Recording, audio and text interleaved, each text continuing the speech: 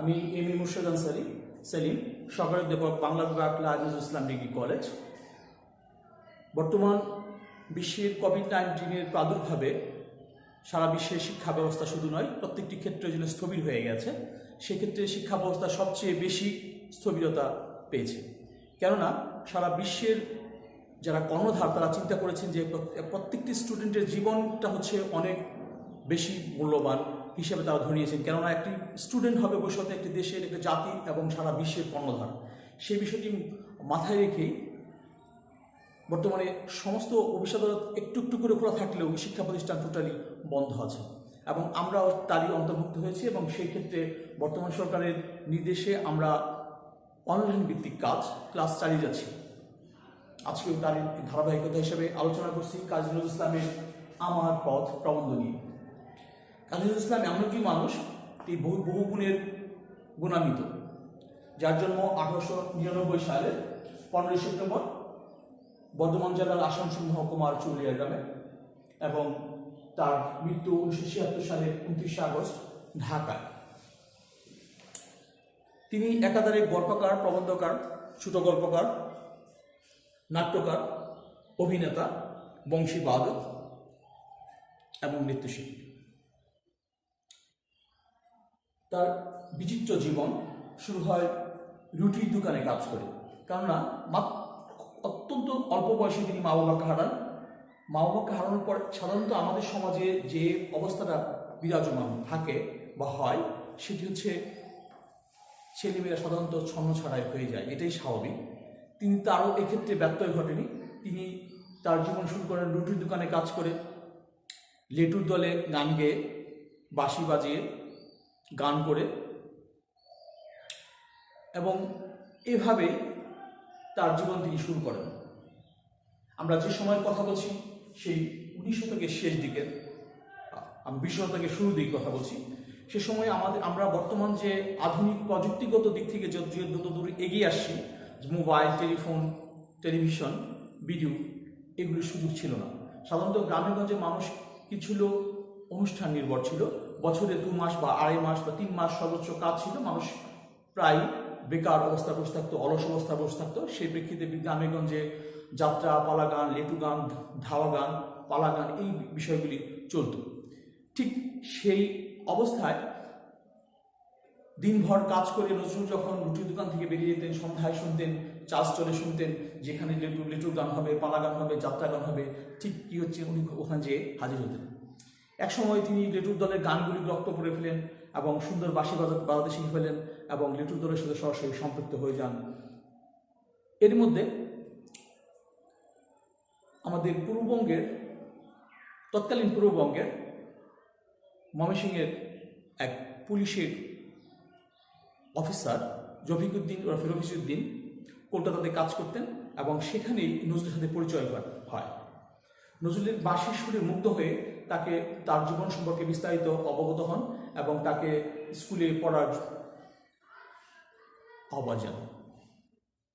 নজরুল এক বাক্যে রাজি হয়ে যান এবং রফিকুদ্দিন সাহেব তাকে বর্তমান বাংলাদেশ এবং তৎকালীন পূর্ববঙ্গের ময়মনসিংহের ত্রিশালের দরিরামপুর হাই স্কুলে এনে ভর্তি করে দেন এবং সেখানে যথারীতি তার লেখাপড়া চলছিল। এর মধ্যে তার বিভিন্ন লেখালেখি একটু চলছিল এবং তার কবি প্রতিভা আস্তে আস্তে বিকাশ করতে শুরু করছিল। কিন্তু সে সময় শুরু হয় প্রথম বিশ্বযুদ্ধ, 1917 সাল।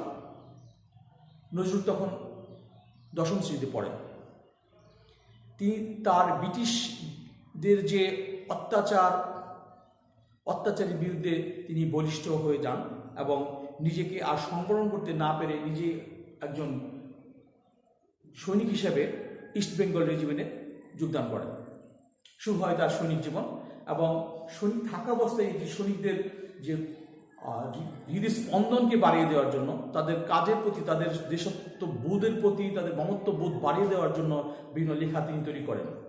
যেমন আমরা যদি এখন চিন্তা করি, আমাদের যে রণসঙ্গীত, চল চল চল, ঊর্ধ্ব গগনে বাজমা দল, অরুণ প্রাতের তরুণ দল, নিম্নে উতলা ধরণী তল, চল রে চল রে চল, এই গানটি নজরুলের লেখা।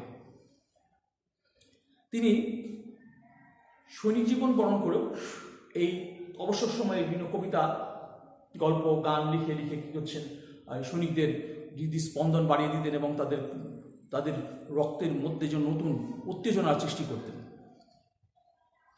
তার এই লেখনের কারণে একসময় ব্রিটিশ সরকার তাকে অ্যারেস্ট করেন এবং জেলখানায় বসে বসে তিনি কী করেন, আরও বেশি তিনি লেখা শুরু করেন এবং লেখাগুলি বাইরে কী হচ্ছেন ছড়িয়ে দেওয়ার চেষ্টা করেন। তার লেখাগুলি, ওই সময় লেখাগুলি এরকম ছিল: কারো লৌহ পাট ভেঙে ফেল করলো পাট, রক্ত জমা শীতল পূজার পাষাণ বেদী, লাথিমার ভাঙবে চালা যত সব বন্দিশালা, আগুন জ্বালা আগুন জ্বালা। আবার লিখে ফেলেন: তোদের এই শিকল পরায় ছল, তোদের এই শিকল পরায় ছল, এই শিকল পরে এই শিকল তোদের করবরি বিকল। এই যে উদ্দীপনামূলক লেখাগুলি তিনি তৈরি করেন এবং ব্রিটিশ সরকার তাকে আবার ছেড়ে দিতে বাধ্য হন এবং আস্তে আস্তে তিনি প্রচুর গান, ইসলামী গান, গজল এবং তার এই গানের ক্ষেত্রে একটা সুস্পষ্ট গীতি রূপ পায়, সেটা হচ্ছে নজরুল গীতি হিসেবে বাংলা সাহিত্যাঙ্গনে চলে আসে। শুধু বাংলা সাহিত্যাঙ্গন বলে ভুল হবে, সঙ্গীতাঙ্গনে বিষয়টি চলে আসে এখন নজরুল গীতি হিসেবে। উনি বলেছেন, এক হাতে বাঁকা বাঁশের বাঁশরি মম, আরেক হাতে রণতুর্য। উনি বলছেন, আমি প্রেমের কবি, আমি চির সবুজের কবি, আমি মানুষের কবি। যেখানে মানুষের মধ্যে জাত ভেদ ছিল, কপটতা, ভণ্ডামি যে বিষয়গুলি মানুষের চারিত্রিক বৈশিষ্ট্যের একটি অংশ হিসেবে বিদ্যমান, তিনি এই বিষয়গুলি মোটে সহ্য করতে পারতেন না, সবসময় এগুলি প্রতিবাদ করতেন। এবং আজকে যে আলোচ্য প্রবন্ধ আমার পথ, এই প্রবন্ধের মধ্যে তিনি তার এই চারিত্রিক বৈশিষ্ট্যটির সুস্পষ্ট একটি প্রতিফলন ঘটিয়েছেন। তিনি এক কথা বলেছেন যে আমার পথটি কি হওয়া উচিত, এমন কেমন হওয়া উচিত। আমি এবং আমার পথ, সমস্ত বিশ্বে যদি আমি এবং আমার পথকে প্রত্যেকটি মানুষ যদি সুশৃঙ্খল করি, তাহলে পৃথিবী একটি সোনার দেশ বা স্বর্ণের পৃথিবী হিসেবে বিবেচিত হবে। তাই উনি বলছেন, অন্যায়, অবিচার, দুর্নীতি, দুঃশাসন, অপশাসন, কুসংস্কার সমস্ত কিছুকে পরিহার করে যদি আমি আমার পথটাকে সুনিষ্ট করতে পারি, তাহলেই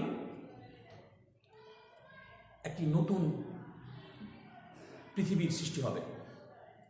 সেক্ষেত্রে অন্যায়কে প্রশ্রয় দিয়ে, মিথ্যাকে গ্রহণ করে যদি কোনো ব্যক্তি বা রাষ্ট্রের বা সমাজের বা গোত্রের সাহচর্য বা সুবিধা নেওয়ার জন্য আমি সেটি সুযোগটি নেই, মিথ্যা বলে, কপটতা করে, ভণ্ডামি করে, তাহলে একটি সময় কিন্তু আসবে, সেই আমার এই কপটতা, ভণ্ডামি বা মিথ্যাচার কিন্তু বেরিয়ে আসবে।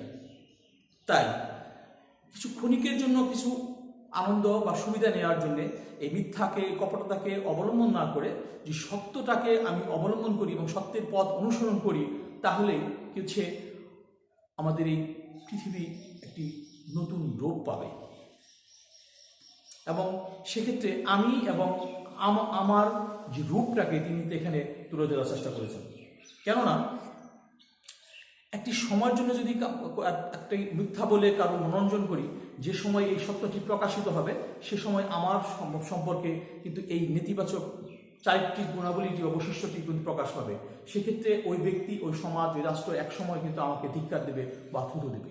তাই আমাদের উচিত প্রত্যেককে সত্যকে প্রকাশ করা, সত্যের পথে থাকা, অন্যায়কে প্রশ্রয় না দেয়া এবং অন্যায়ের প্রতিবাদ করা। যদি তাই করা সম্ভব হয়, তাহলে আজকে আমরা একটি নতুন পৃথিবীর সন্ধান পাব।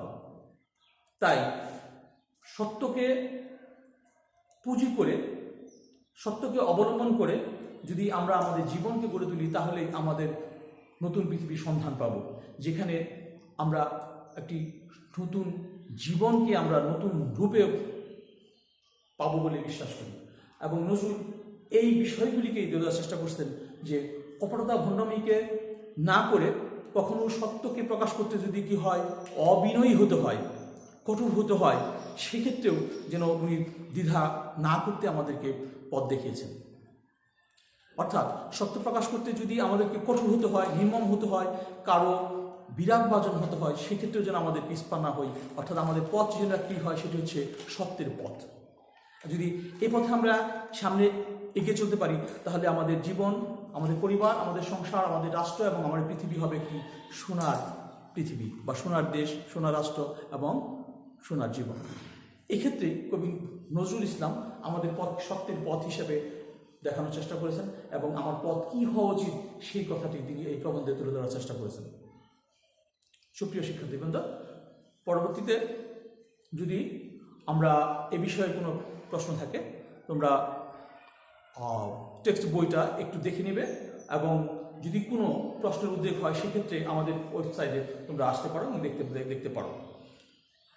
এবং নজরুল এমন একজন মানুষ, তার অসংখ্য গান আমরা পাই, গল্প, প্রবন্ধ, উপন্যাস যেগুলি পাই, সেক্ষেত্রে প্রত্যেকটা ক্ষেত্রে কিন্তু তার ব্যতিক্রমী চারটি গোষ্ঠী কিন্তু আমরা খুঁজে পাই। সেক্ষেত্রে একটি বৈশিষ্ট্যের সাথে আরেকটি বৈশিষ্ট্য কখনো মিল খুঁজে পাওয়া যায় না। তিনি সবসময় বলেছেন, আমি হচ্ছে চিরসবুজের কবি, আমি সবসময় সবুজের এবং কি বলে সবুজের এবং তরুণদের পক্ষে সবসময় আছে, আমি কখনো কোনো জাতি ধর্মের ভেদাভেদকে মানিনি। তার বিখ্যাত একটি লেখা হচ্ছে, আমরা লক্ষ্য করতে পারি যে ছুলিদর জাত যাবে যা ছেলের হাতে নয় কমোয়া, জাতের নামে বজ্জাদের সৎকার ফেরত জাত জালিয়াত। অর্থাৎ তিনি কোনো জাতভেদকে বিশ্বাস করতেন না। অর্থাৎ মানুষ বিধাতার সৃষ্টি, সে যে কোনো ধর্মের হোক, পুত্রের হোক, বর্ণের হোক, তার একটাই পরিচয় হচ্ছে সে মানুষ। এবং সে মানুষ যদি পৃথিবীর যে প্রান্তে যেখানে থাকুক না কেন, তার পথ যদি সত্যের পথ হয়, সঠিক পথ হয়, সেক্ষেত্রে আর ভিন্ন পথে এগোনোর কোনো সুযোগ নেই। তাই আমরা নজরুলের তার এই লেখাকে বা প্রবন্ধটিকে আমরা অবলম্বন করে আমাদের সামনে এগিয়ে চলবে ইনশাল্লাহ, আমরা সেই প্রত্যাশা রাখি। এবং ধন্যবাদ জানাচ্ছি সকল শিক্ষার্থী। ধন্যবাদ।